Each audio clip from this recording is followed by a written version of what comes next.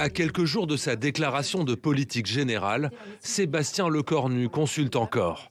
Demain, il recevra une nouvelle fois les socialistes à Matignon pour tenter de trouver un terrain d'entente qui lui éviterait la censure. On fait comment pour aboutir éventuellement à un accord, non pas de non-censure, mais un accord qui permette finalement aux Français de sortir par le haut après la purge que voulait leur imposer François Bayrou. Et pour ne pas censurer le budget, le PS attend des mesures fortes sur la taxation des plus riches, au risque cependant de braquer la droite. Si la voie de passage, c'est l'acceptation de la taxe Zuckman, qui serait une catastrophe pour notre économie, qui tournerait le dos à tous les efforts faits par la France pour être plus attractif au cours de ces dernières années, qui remettrait d'ailleurs en cause à peu près le seul héritage à peu près positif du président Macron, c'est non. Équation difficile pour Sébastien Lecornu, qui pourrait aussi être tenté de donner des gages au RN, comme la réduction de l'aide médicale d'État évoquée dans les colonnes du Parisien.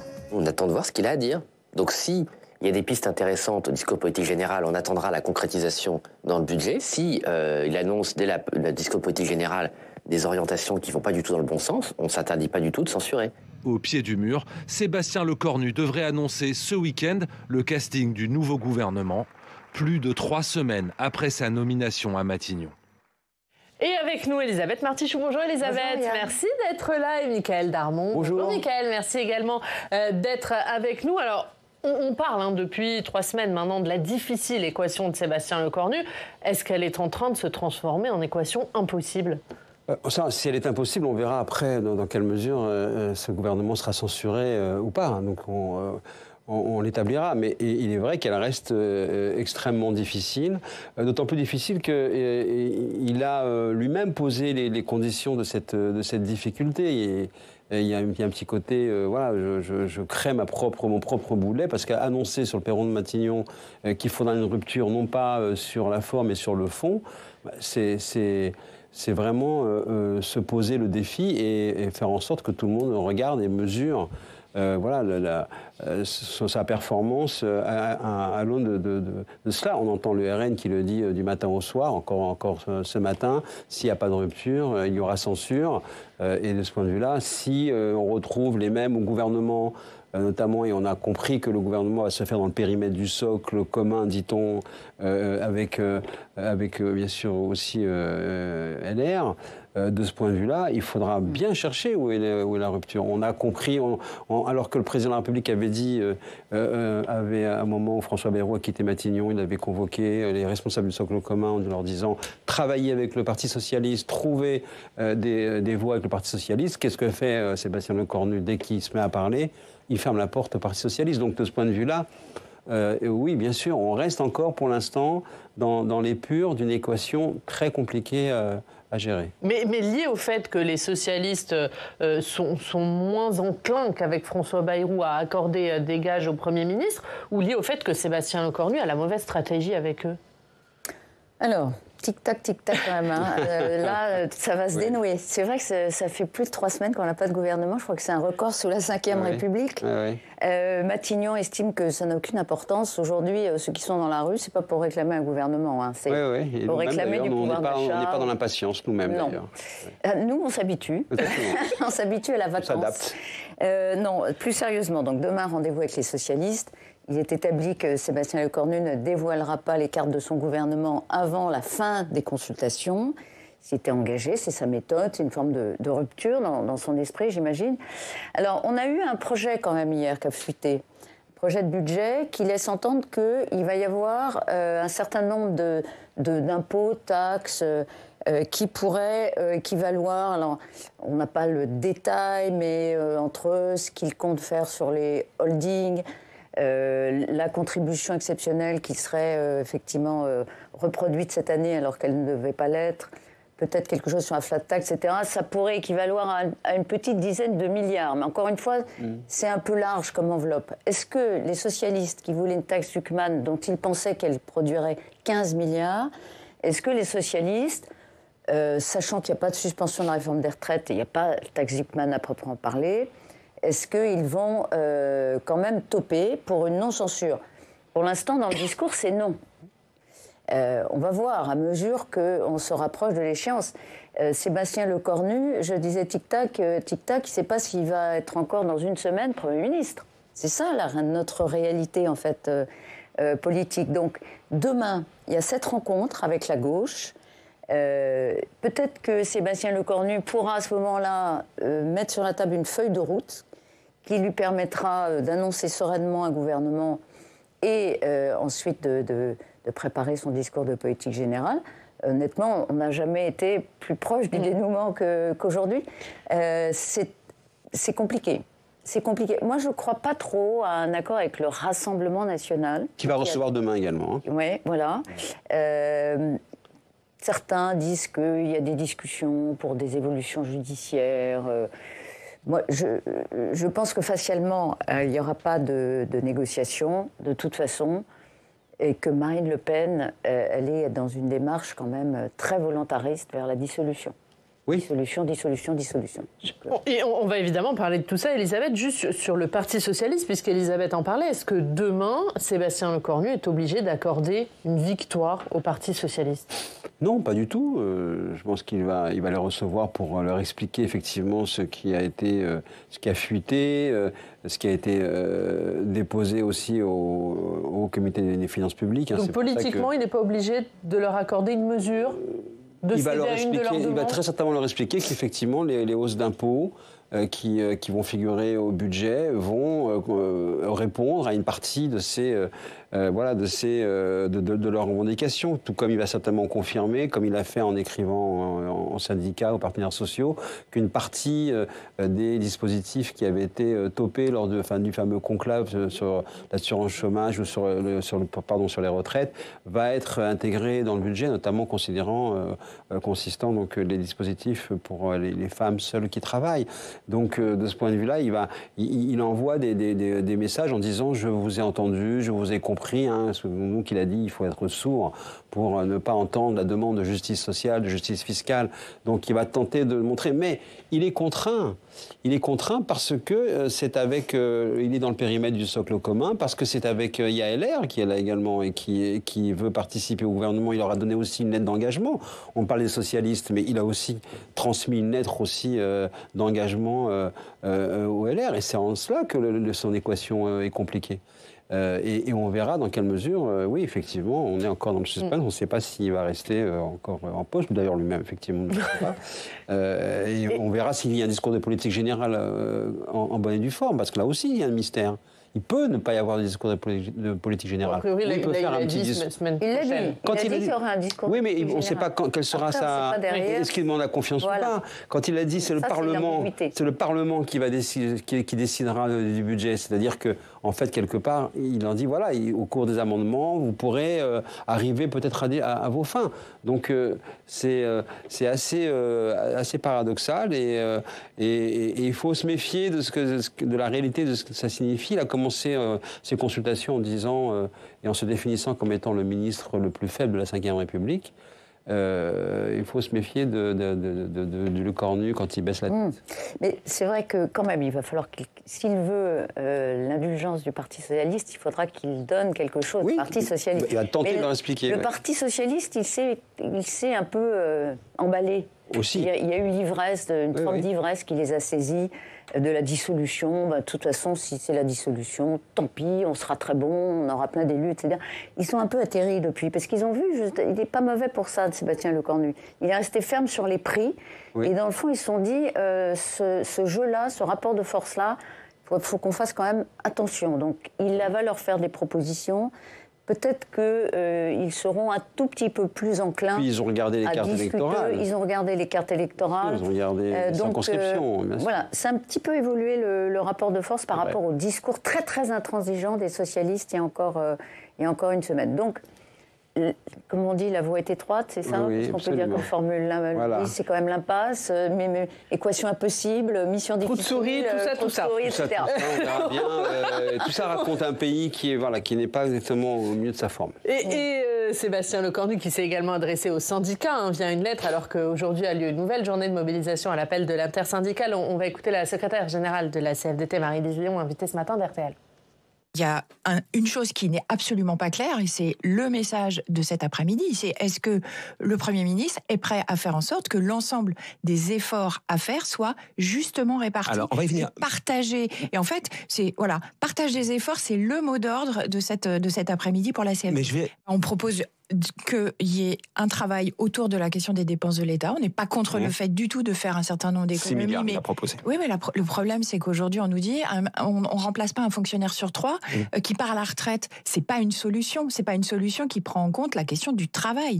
Donc moi, mon rôle de responsable d'organisation syndicale, c'est de dire que le travail est invisible, le travail est considéré comme une ligne budgétaire. Partage des efforts, dit Marie-Lise Léon. Est-ce que là-dessus, il va devoir répondre, Sébastien Lecornu? Est-ce qu'il va devoir, d'une manière ou d'une autre, mettre en œuvre plus de justice fiscale et sociale? Oui, c'est ce qu'on disait. Il y a quelques mois, on n'aurait pas parié, quand même, sur le nombre de contributions qui vont être mises sur la table et qui, effectivement, taxent les entreprises ou les revenus les plus élevés. Donc là, une partie du travail est fait. C'est vrai que le débat sur la taxe Zuckman, qui a été omniprésent pendant plusieurs semaines, a produit son effet et Sébastien Lecornu va prendre en compte les attentes de l'opinion en matière de justice fiscale. Et puis, Mickaël le disait, sur, par exemple, la réforme des retraites, il y a déjà des choses sur la table, voulues par Matignon concernant les femmes, dont le calcul des pensions pourrait être révisé, serait plus sur 25 meilleures années, mais sur 22, 23 meilleures années. Et puis la pénibilité, ce qui avait fait achoper, rappelez-vous, le conclave, avec un MEDEF qui était très, très arc-bouté là-dessus. Donc oui, il y a quand même des éléments qui sont pris en compte. Moi, ce qui me frappe quand même, c'est qu'on ne parle plus du tout d'économie, pratiquement.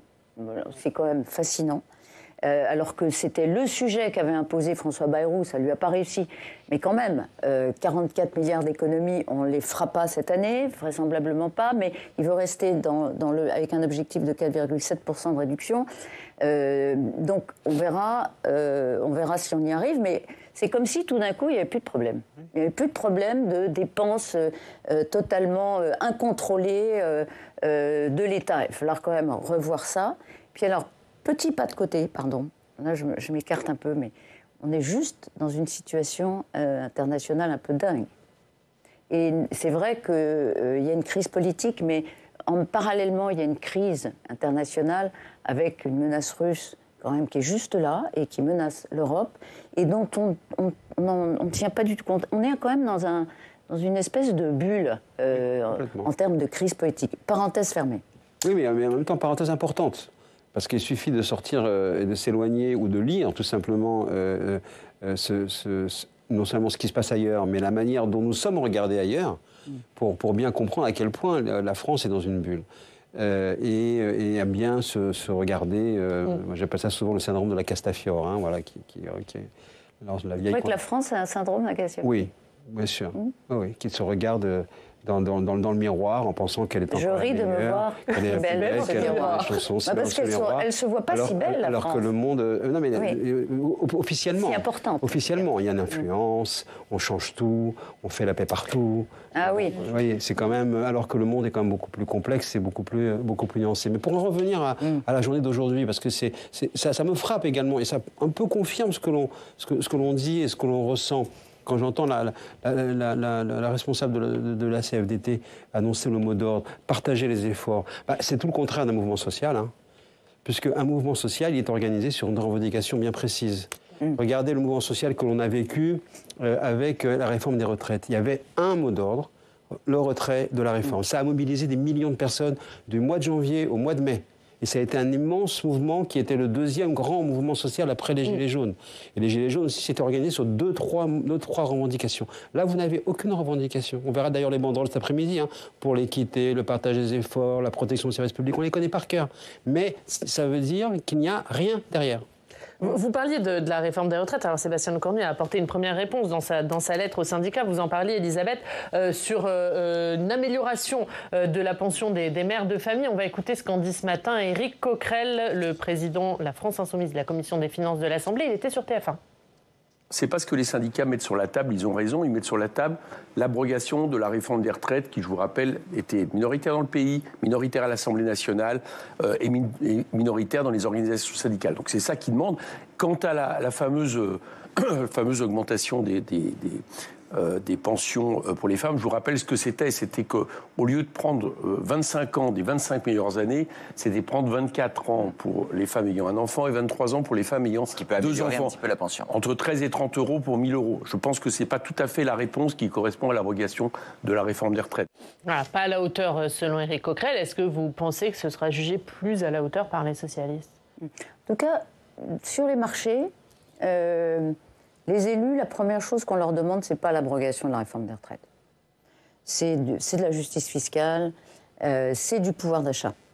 La réforme l'abrogation de la réforme des retraites, qui est l'alpha et l'oméga de la France insoumise en termes de progrès social, je ne pense pas que ce soit le sujet. Alors, je ne parle pas de ce que ça produirait en termes de finances publiques, hein, mais ça, personne ne nous a encore expliqué vraiment de façon rationnelle comment on s'en sortirait. Mais donc, je pense que ça, ils sont quand même à côté de la plaque. Les socialistes, ils ne réclament plus, vous savez, l'abrogation, mais ils seraient enclins à la suspension, s'il n'en est pas question pour Sébastien Lecornu, même si on peut considérer que c'est un sujet qui pourrait être quand même tranché, c'est vrai, dans 18 mois, à l'occasion de la présidentielle. Je ne trouve pas ça aberrant. C'est vrai qu'il y a eu une contestation quand même historique dans le pays, avec un mot d'ordre très identifié, ce qui manque, vous avez tout à fait raison, aujourd'hui dans les cortèges. Et les Français ont mal vécu cet épisode-là, politiquement et socialement. Et donc, ce ne serait pas complètement idiot qu'on demande aux Français de trancher et qu'en attendant... Alors, suspension, par parenthèse, les services qui gèrent la retraite en France estiment qu'ils ne savent pas faire. La CNAV, comment on suspend une réforme? On suspend quoi? À quel moment? C'est techniquement un mirage. Mais ce n'est pas, je trouve, un débat complètement absurde politiquement. Non, il n'y aura pas de suspension de la réforme des retraites. Il y a des améliorations. Elles sont demandées par Marie-Lise Léon et je pense que là-dessus, on peut avancer. On peut avancer, y compris avec le PS là-dessus, Michael? Oui, on peut avancer là-dessus, mais une fois de plus, c'est vrai qu'on s'en perçoit un décalage, parce qu'on parle effectivement d'économie à faire et comment arriver à réduire un déficit. On perçoit un décalage entre cette sphère politique qui effectivement martèle ces éléments de langage, ces revendications décidées en comité, et la réalité sur le terrain. Effectivement, sur les élus, sur les marchés, alors que l'on est en train de préparer les élections municipales, disent pas touche à la collectivité locale, pas touche à la mairie, pas touche à nos équipements, parce que c'est là qu'il y a une résistance. D'ailleurs, on l'a vu, à chaque fois que même quand François Bayrou a tenté de s'approcher des collectivités locales, des départements, en disant il faudra là qu'on va prendre l'argent, il y a eu un tir de barrage, mais avec un énorme consensus. Donc, de ce point de vue-là, c'est vrai qu'ils sont à côté de la plaque, c'est vrai qu'ils n'entendent pas les vraies revendications, les vraies demandes, pouvoir d'achat, éducation, protection, et ils restent avec, et c'est le sentiment que cela donne, avec cette espèce de bulle argumentaire qui inonde nos agendas, nos chroniques, nos questions, mais qui en réalité ne sont pas celles des Français. Juste, moi aussi, je fais une petite parenthèse. C'est bien, il n'a pas raison. Non, mais parce que Michael, tout à l'heure, parlait de rupture. Juste, dans sa lettre au syndicat, sur la forme, c'est une longue lettre, hein, dans laquelle Sébastien Lecornu cite les mesures et cite les pistes, mais il propose aussi 5 points avec plusieurs questions sur lesquelles les syndicats doivent discuter et revenir vers lui. Est-ce que là, dans la méthode, on est dans une rupture par rapport à ses prédécesseurs et même par rapport à Emmanuel Macron, dans la manière dont il traite les syndicats? Alors ça, c'est sûr. Par parenthèse, Sébastien Lecornu, il ne parle pas, mais il écrit. Oui. C'est son mode de communication pour l'instant. Ben, évidemment que... Mais déjà, François Bayrou avait tenté de le faire, mais on avait jugé cela un peu tactique pour durer. Sébastien Lecornu, il a la conviction que, effectivement, les partenaires sociaux doivent être traités. Il les traite, il les reçoit, il ne répond pas à leurs revendications. Les partenaires sociaux sont remontés comme des pendules, patronaux et syndicaux. puisque le patronat se réunit le 13 octobre. On verra, ça c'est quand même aussi un rendez-vous important. Mais bien sûr qu'il les remet dans le jeu, mais heureusement, de ce point de vue-là, l'erreur est fatale d'Emmanuel Macron. Il s'est cru plus fort, plus beau. Il a tenté une rupture qui n'avait aucun sens et qui a produit évidemment des effets délétères. Dieu sait si le prédécesseur de Marie-Lise Léon, Laurent Berger, a hurlé dans le désert, a tendu la main, a essayé pendant des années jusqu'à l'épuisement. Mais Emmanuel Macron n'a jamais compris ce fonctionnement-là fondamental. Il y a les partenaires sociaux, ce sont des acteurs majeurs avec lesquels il faut traiter. Donc, de ce point de vue-là, oui, c'est une rupture. Oui, mais vous avez posé la question sur la méthode. Or, la phrase et la promesse de Sébastien Lecornu, c'est quand il a dit pas uniquement sur la méthode, mais sur le fond. Donc, très bien, on est très content de voir qu'il a écrit aux syndicats, mais les Français, ils n'attendent pas des méthodes, ils attendent des résultats. Donc, de ce point de vue-là, oui, on est encore sur du facial, sur de l'organisation, sur, au fond, de nous donner à commenter. Mais la réalité, c'est que pour l'instant, rien ne bouge. On va terminer juste parce qu'il s'est passé hier à l'Assemblée. Alors, c'était la rentrée du Parlement hier et il y avait renouvellement des postes à l'Assemblée. Et cette question, le RN aura-t-il ou non une place ? Finalement, les 6 postes de vice-président se sont répartis à égalité, un tiers chacun entre les 3 blocs de l'Assemblée. On va écouter ce qu'en dit Sébastien Chenu, le vice-président du parti. L'Assemblée nationale, c'est la représentation des forces politiques de notre pays telles que les Français l'ont souhaité. Au sein de cette Assemblée nationale, il y a une organisation pour faire fonctionner l'institution. Que je sache, les députés du Rassemblement national autour de Marine Le Pen ont été salués d'ailleurs depuis des années comme étant des députés non seulement assidus mais respectueux de cette institution. Or, il y avait dans l'année passée un deal entre macronistes et républicains pour sortir le Rassemblement national. C'était un peu le Front républicain à l'échelle de l'Assemblée. C'est ça. Mais ce qu'ils oublient, c'est que c'est une institution et que donc dans les textes, il est d'ailleurs écrit que l'organisation de l'institution doit ressembler à l'état des forces politiques de cette même institution. Nous sommes le premier groupe, il est normal qu'on occupe les fonctions qui nous reviennent pour faire fonctionner l'institution. Voilà, il y a eu un débat, Elisabeth, entre d'un côté la droite et le socle commun, évidemment le Rassemblement national, et de l'autre la gauche, entre ceux qui disaient il faut répartir les postes un tiers chacun puisqu'on a environ un tiers chacun de l'hémicycle, et la gauche qui disait on a fait barrage dans les urnes, il faut qu'on fasse barrage hier. La gauche qui reproche d'ailleurs au socle commun de faire le jeu du Rassemblement national. Et j'ai vu passer le tweet d'un député écologiste qui réclame la démission d'Yaël Braun-Pivet après ce qui s'est passé hier.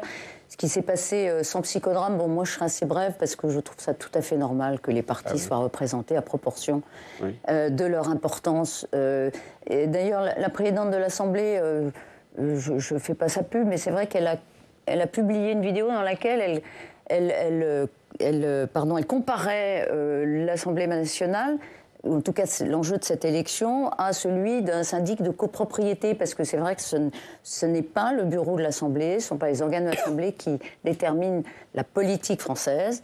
En revanche, c'est elle qui détermine le fonctionnement de l'Assemblée. C'est normal. Ce qui s'est passé il y a un an était l'anomalie. Et ça a été rectifié hier, et sans drame d'ailleurs, finalement, sauf quelques voix de gauche qui crient évidemment à la fin du cordon sanitaire. Je ne sais pas dans quel pays ils habitent. Oui, exactement. Ils sont une fois de plus même dans leur bulle, parce qu'on ne peut pas à la fois sans arrêt clamer démocratie, démocratie, démocratie, et ne pas être capable de pouvoir donner au groupe le plus important finalement, ou important, la place qu'il mérite. Donc oui, bien évidemment, c'est absolument normal, et les protestations en disent long une fois de plus sur le décalage. Allez, on va terminer par l'histoire du jour. Et c'est à la une de la République du Centre, c'est la guerre des champignons. Alors, la saison des champignons, elle a débuté. Si pour beaucoup, ça rime avec balade, en famille, en forêt et cueillette plaisir, pour d'autres, c'est un véritable business qui peut générer des tensions dans les bois et même sur Internet, vous allez voir. C'est le cas dans une forêt de 15 hectares aux confins de la Corrèze et de la Haute-Vienne. C'est ce que nous raconte ce matin le journal. Jean-Claude, le propriétaire, passe les voitures une à une en revue pour vérifier que ce sont bien des gens qu'il connaît qui vont cueillir les champignons dans sa forêt et qu'il a donc donné les autorisations. Alors, il faut dire que cette année, la pousse est visiblement très abondante, du jamais vu depuis plusieurs années. Il y a même une cueilleuse qui dit « Je me demande si Poutine ne nous a pas envoyé un truc ». Ah oui. Bon, ça, c'est une autre histoire. On en est là. Champignon magique. Le problème de Jean-Claude, c'est que tous les cueilleurs n'ont donc pas l'autorisation dans sa forêt et que le culot va loin pour justifier leur présence, certains allant jusqu'à dire que ce sont eux les propriétaires. Et il faut dire que la cueillette, on le disait, elle met pas seulement des champignons dans l'assiette, elle peut aussi mettre du beurre dans les épinards, jusqu'à 100 € par jour, en les revendant sur Internet, à tel point que Jean-Claude, il a demandé au journal de ne pas préciser où était sa forêt. Moi, je suis Martichoux, c'est Creusois. Creusois, c'est un pays de cèpes et on les cueillait quand on était petit. Aujourd'hui, il n'y en a plus parce que les gens viennent ratisser. Voilà. Puis ça montre que quand la croissance arrive, c'est là que les problèmes arrivent. Merci à tous les deux et merci à tous de nous avoir suivis. On se retrouve demain. Très bonne journée.